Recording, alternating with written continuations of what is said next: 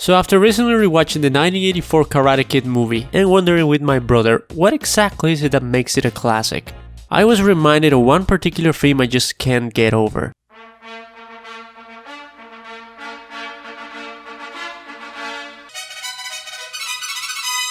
Yeah, you. A movie that I remember being one of the worst things on the planet. Rocky is painfully slow and riddled with terrible dialogue. Fighting like a bum.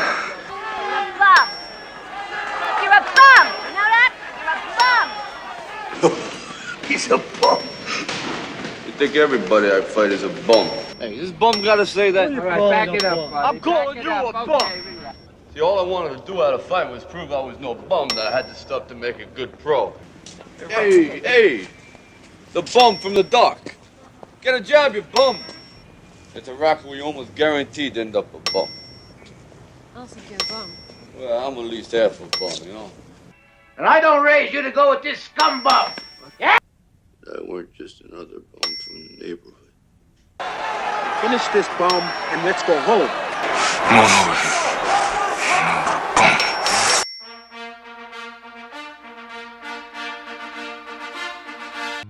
And when you see Rocky wasting time with dogs on a window for what seems an eternity, it suddenly dawns on you that this movie is 2 hours long.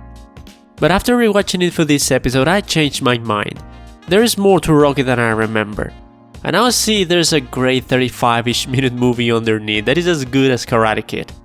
And for those that don't know, Rocky is the story of a seemingly loser guy that is given a chance to face a challenge, proving that you can be better if you try. No, wait, that's Karate Kid, let me try again. A guy needs to find balance in his personal life by following the teachings of an older, more experienced man in order to become a better person. Okay, so this guy's unhappy with his current life, right? It's a bit slow at the beginning, but something happens and there's a training montage, and a battle at the very end against a defending champion. A guy finds a girl he likes and some guy gives him a chance at being with her. So while comparing the two movies, surprisingly and unintentionally, I realized that they're both very similar. Aside from the fact that they were both directed by the same guy, though written by completely different people, they tackle different issues in a very similar structure. These two are a great example of how you can tell the same story twice with subtle differences and still have a memorable yet distinct product. In today's episode, Rocky vs. Karate Kid.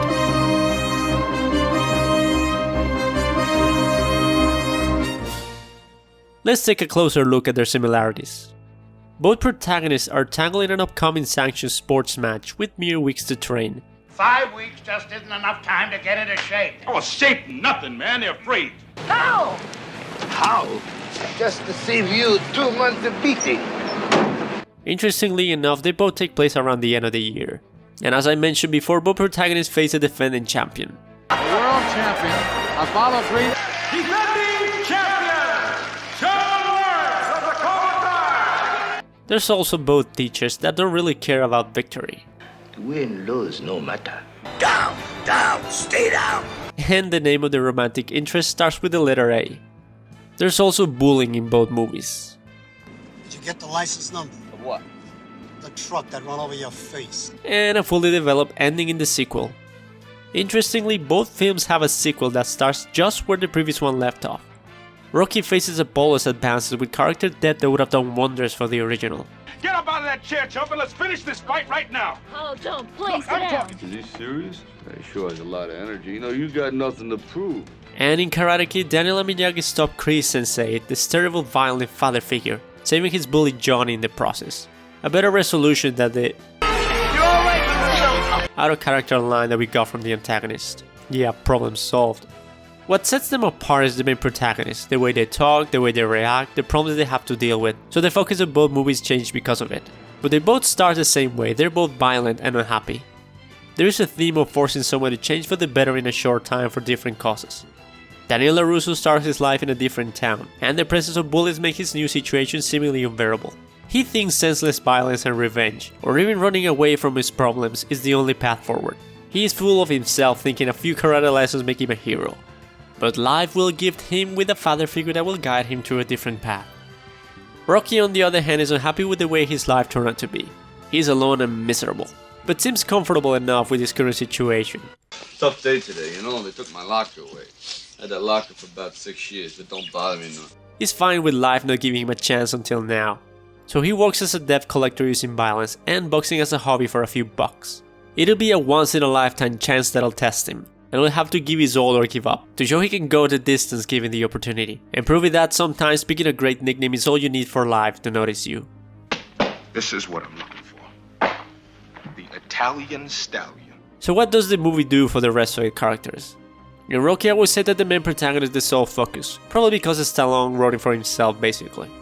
And while Apollo is a very good supporting character, he's merely measurement for Rocky's worth. He lacks an arc and probably didn't even learn anything by the end of the film. Adrian is a strange case, she's given a completely different life by an insistent Rocky. Some might say for the better. Anyway, while their relationship is rather cute, her presence throughout the movie is kind of bland, as appetizing as a water flavored ice cream. The rest of the cast pretty much stays the same by the end. In Karate Kid, I'd be inclined to say that Daniel doesn't really change. He wanted to solve his problems by beating the opposition, and he did. It is Miyagi that is able to give the son he never had a gift of knowledge, passing along the teachings of his father, and also a car. He left a life of loneliness and made a new friend. And Ali doesn't have to... Okay, much like Adrian, she just gets a boyfriend who's rather cutesy throughout the movie. The female role is nothing more than support for the protagonist to do what they want.